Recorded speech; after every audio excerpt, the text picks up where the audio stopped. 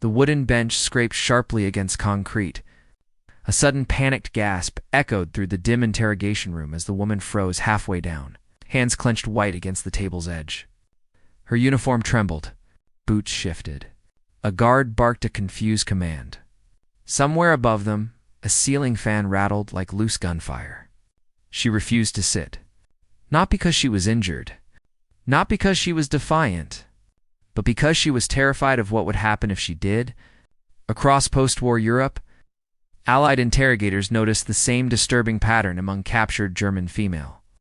POWs nurses, signal operators, clerks, women far from the front lines. When told to sit, many went pale. Some shook uncontrollably. Others begged to stand, even collapsing from exhaustion rather than lower themselves onto a chair. At first it was dismissed as trauma, but then the whispers started. Because every woman who reacted this way had been stationed near the same locations during the final years of the war, and none of them would ever explain why.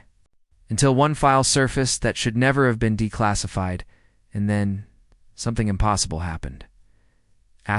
Germany. 1944 to 1946, the Reich was collapsing. Cities burned. Supply lines failed. Entire divisions vanished without explanation. As Allied forces advanced, thousands of women serving the German war machine were captured, not soldiers in the traditional sense, but essential personnel.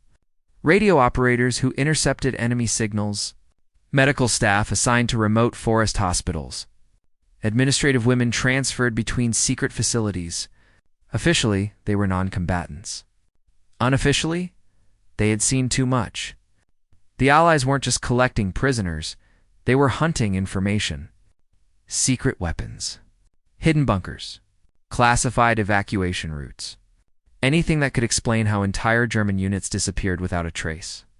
And yet, during routine processing, interrogators noticed a detail so consistent it was disturbing. When ordered to sit during questioning, medical exams, even meals, certain women reacted with visible fear. This mattered because these reactions weren't random. They followed a geographic pattern.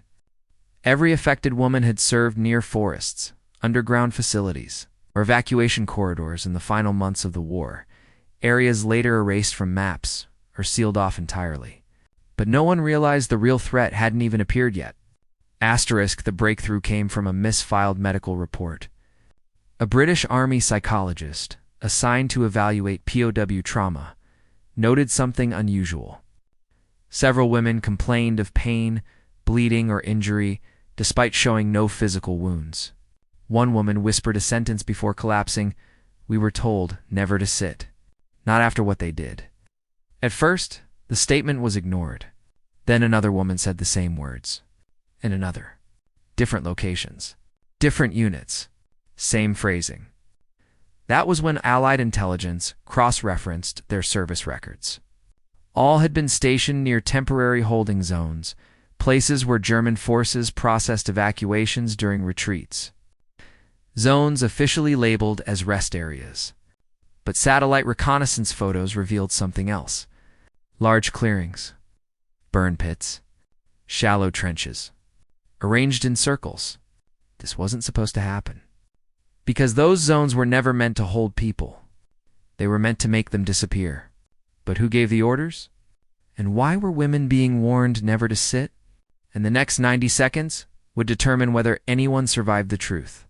The moment Allied intelligence confirmed the locations of the women's deployments, the narrative fractured.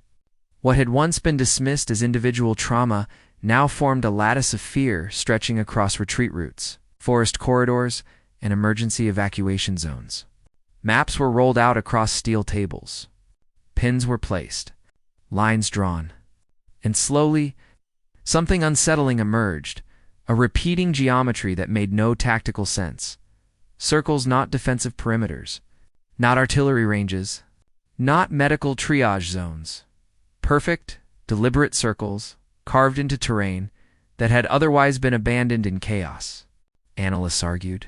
Some insisted they were coincidence, scars left by bombardment. Others pointed to burn patterns that radiated outward, not inward. As if the ground itself had expelled something violently and then been sealed again. On the ground, investigators were sent to inspect the sites. What they found did not match the reports. Beneath, layers of forest debris and post-war reconstruction lay compressed soil earth that had been disturbed, repacked and walked over repeatedly. Wooden fragments were recovered, splintered in a way that suggested weight, not blast. Metal hinges, bent nails, shards of glass embedded vertically, as if driven downward under pressure. These were not places of rest. They were places designed to look safe, and the women had known that realization. Sent shockwaves through command rooms. Because if these zones were deliberate, then someone had trained non-combat personnel to recognize a threat that wasn't written in any manual. The fear wasn't spontaneous. It was learned. And whatever had taught them had done so brutally. But this wasn't the real problem yet. The real problem was that the dates didn't line up. Asterisk as archived orders were reconstructed. Something deeply wrong surfaced. Evacuation directives issued during the final year of the war contained subtle but consistent language shifts. Phrases appeared again and again, buried inside otherwise routine instructions. Personnel are to remain mobile. Standing formations preferred. Standing formations preferred. At first glance, it seemed logistical, a collapsing army trying to keep people moving. But then came the contradictions. Medical units were ordered to stand for hours. Signal operators were denied seating during extended shifts. Women recovering from injuries were reprimanded for resting. One surviving clerk called being punished for sitting on a supply crate, not reassigned. Not demoted, punished, forced to watch. She never explained what she saw, only that afterward, no one ever sat again. At the same time, chaos escalated on the ground. Retreating German units began abandoning zones entirely, routing convoys miles out of their way rather than pass through certain forest clearings. Allied scouts noticed strange behavior. Troops dismounting and standing in open rain rather than take cover under intact shelters. Some shelters were left untouched, too untouched. Commanders argued fiercely. Intelligence officers demanded answers. Engineers were called in. Explosives experts examined soil samples and found traces of delayed ignition compounds mixed with organic matter. Substances designed not to detonate immediately, but to collapse inward after weight was applied, not mines, traps, but traps that didn't kill. Instantly, and that raised a far more disturbing question: why design something meant to make people suffer before dying? Then a recovered field notebook provided the answer, and everything accelerated. Asterisk. The notebook belonged to a junior logistics officer, killed during a retreat, and never officially listed among the dead. His handwriting was precise, almost clinical, until the final pages. Where the writing began to shake, he described compliance failures. Women refusing to sit were marked as conditioned. Women who hesitated were labeled uncertain. Who sat were recorded only once. No follow-up. Entries: no transfers, no names crossed out, just empty space. Where records should have continued, the final entry ended. Mid-sentence. Around the same time, interrogators noticed something else. When female POWs were shown diagrams, not photos, just shapes, their reactions were immediate. Circles caused panic. Rectangles did not. Benches sketched from the side triggered trembling. Chairs drawn front and caused silence. One woman turned her face away and whispered, "They told us the ground remembers." That phrase appeared nowhere else. No doctrine. No propaganda. No psychological manual. It was something passed person to person, learned in whispers. Learned in screams. Learned standing in mud while others disappeared beneath wooden planks and collapsing soil by now. The tension had reached a breaking point. Intelligence officers realized they were no longer investigating isolated war crimes or experimental defenses. They were uncovering a system, one designed not only to eliminate people, but to reshape behavior permanently, even years later, even in safety, even when the war was over, and as the final pieces of evidence were laid out. One conclusion became unavoidable. Whatever happened in those circles did not end when the bombs stopped falling, and something bigger was still coming. Asterisk, the collapse did not begin with an explosion. It began with silence.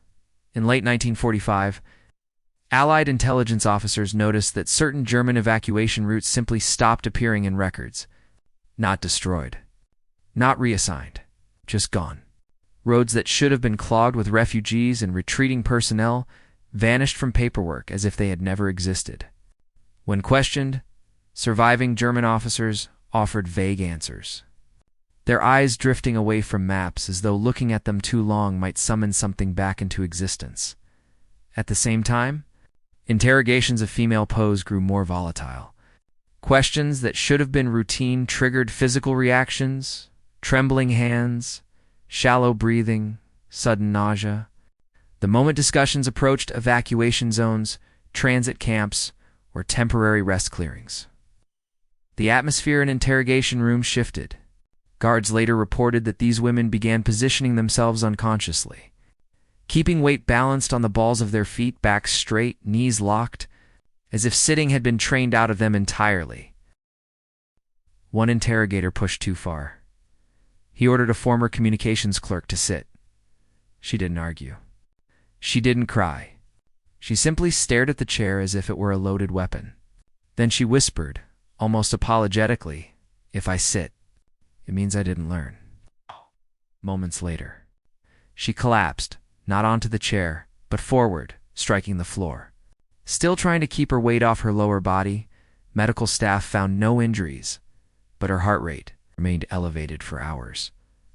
That incident triggered a reassessment. Allied command realized they were no longer dealing with isolated fear responses. They were witnessing conditioned survival behavior, the kind forged only under repeated exposure to consequence.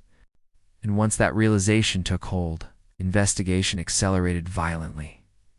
Engineering corps were dispatched to former German territories with orders to excavate select forest clearings. The criteria were precise: circular ground depressions, evidence of temporary wooden structures, proximity to retreat routes, and most importantly, locations that German personnel avoided even when under fire. The first excavation took 3 days. On the 4th day, the digging stopped, not because they had reached bedrock, but because the ground gave way. What collapsed was not a tunnel, nor a bunker, nor a mine. It was a layered cavity, engineered soil packed over voids, reinforced just enough to support standing weight but not sustain pressure. Beneath it lay remnants of wood, crushed downward, stained dark with material that was never catalogued officially. No. Bodies were recovered, only fragments, and the smell lingered long after the pit was sealed again. When reports reached headquarters, debates erupted.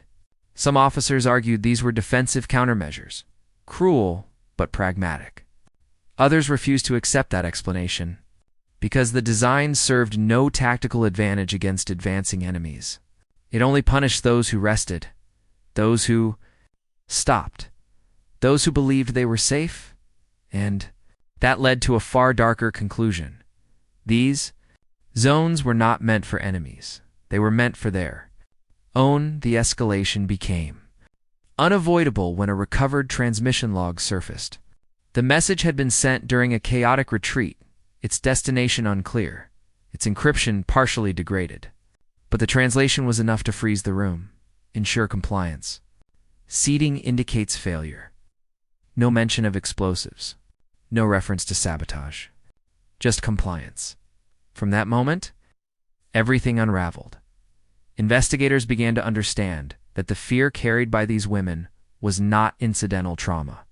It was the residue of enforced witnessing, of being made to associate rest with consequence, sitting with disappearance, relief with punishment. One woman finally spoke, not under interrogation, but during a medical evaluation. When she believed no one was listening, "They told us standing was still choosing to live," she said. Sitting meant choosing not to know. When pressed to explain, she went silent. Later that night, she was found standing beside her cot, asleep on her feet, her body refusing rest even in unconsciousness. As the pattern widened, Allied analysts uncovered references to emergency neutralization doctrines, last resort, measures designed for collapse scenarios. The language was bureaucratic, detached, and chillingly efficient. It described zones where personnel deemed non-essential post-contact would be processed without documentation. No executions were listed, no killings described, only ground resolution. By now, the emotional stakes were peaking. Families of missing women demanded answers. Former nurses and clerks were released from camps but carried habits that horrified those around them. They avoided chairs, refused public transport seating. Some stood through entire meals, trembling, drenched in sweat. Unable to explain why, one survivor wrote a letter that was never sent. They told us the ground was hungry, that if we sat, it would remember us. That sentence haunted the investigators who read it, because it echoed a phrase heard before, spoken by a different woman in a different camp.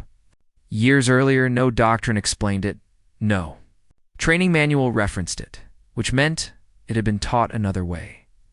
Through demonstration, through repetition, through loss, the climax. Approached when Allied engineers attempted to recreate the mechanism under controlled conditions, using reconstructed soil layering and pressure thresholds, they simulated weight application. Standing caused nothing. Shifting weight caused nothing. But sustained pressure, sitting, triggered collapse, slow at first, then violent, pulling everything downward into the cavity beneath. The room went silent as the test. Rig vanished into the earth. Someone muttered. It wasn't meant to kill instantly, and that was when the final, unbearable truth emerged. These zones were not execution sites. They were deterrence sites, designed to teach through witnessing, designed to ensure that those who survived would never forget, never rest, never sit, never stop moving. Even after the war ended, and as files were sealed and zones reburied, and explanations diluted into psychological terminology, the women carried the final evidence in their bodies, standing always, standing. Asterisk, the war ended on paper before it ended in people. In the months following Germany's surrender, Europe attempted to return to ordinary life, but the ordinary no longer fit those who had passed through the collapse. Cities rebuilt, borders hardened, uniforms disappeared into closets, and yet across hospitals, refugee camps, and quiet villages, a strange behavior persisted, one that doctors struggled to name and governments quietly chose not to study too closely. Women who had served the Reich in auxiliary roles did not sit. Not in waiting rooms. Not on buses. Not at kitchen tables. They stood beside chairs as if the furniture itself carried accusation. Families thought it was grief. Physicians wrote nervous exhaustion. Clergy called it guilt. But none of those explanations matched the consistency or the quiet terror that surfaced whenever rest was offered. One Allied nurse recalled serving tea to a former German medical orderly in 1947. The woman accepted the cup, thanked her politely, and drank standing up. When encouraged to sit, she smiled thinly and said, "I'm finished being comfortable." She never touched the chair, as occupation authorities wrapped up investigations. The files related to evacuation zones and load-sensitive ground were quietly separated. Some were marked incomplete. Others were classified indefinitely. Engineers who had worked on excavations were reassigned. Psychologists were instructed to reframe testimonies using emerging language, somatic memory, conditioned fear response, post-traumatic stress. What vanished from reports were the locations, the circles, the ground itself. Forests were replanted, clearings filled, roads rerouted. In some areas, warning signs were erected for unrelated reasons: unstable soil, unexploded ordnance vague enough to discourage digging without raising questions. Children grew up playing near places where no one ever sat down. By the early 1950s, former female POWs had scattered across Europe. Some married, some emigrated, some vanished from records entirely. but patterns followed them. Employers noticed that certain women refused desk jobs. Factory supervisors reported workers who completed entire shifts without once using a stool. Train conductors remembered passengers who stood for hours even when seats were empty. When asked why, the answers were always the same. I prefer standing. It's safer. I'm used to it. One woman, living in East Germany, was interviewed decades later as part of an oral history project. She was asked about the war, about hunger, bombings, and loss. She answered calmly, but when the interviewer gestured to a bench and suggested they sit, she fell silent. After a long pause, she said, "If I sit, it means you think it's over." Interviewer did not understand. She did.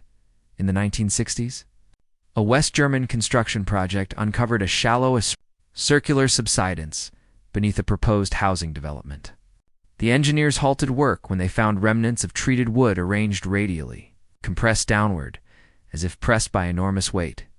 Officials labeled it a collapsed structure from wartime bombing. The site was filled and built over within weeks. No investigation followed by then. Many of the women who could have explained it were dead. Those who remained had learned a final lesson during the war, one more effective than any: written order.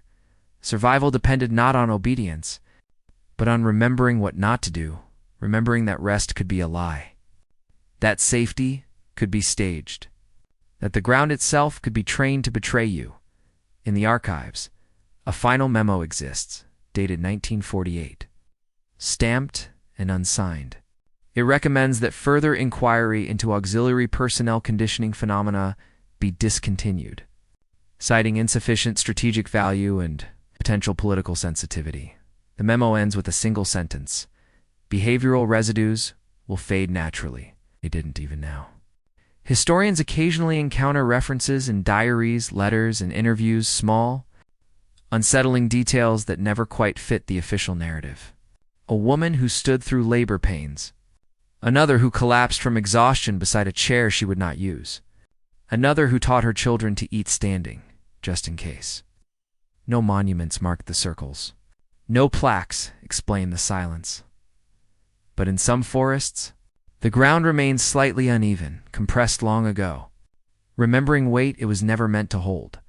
And among those who lived through it, one instinct survived longer than the Reich itself: never sit down, because some lessons are not written in books, not recorded in files, and not erased by peace. They are carried in the body, standing.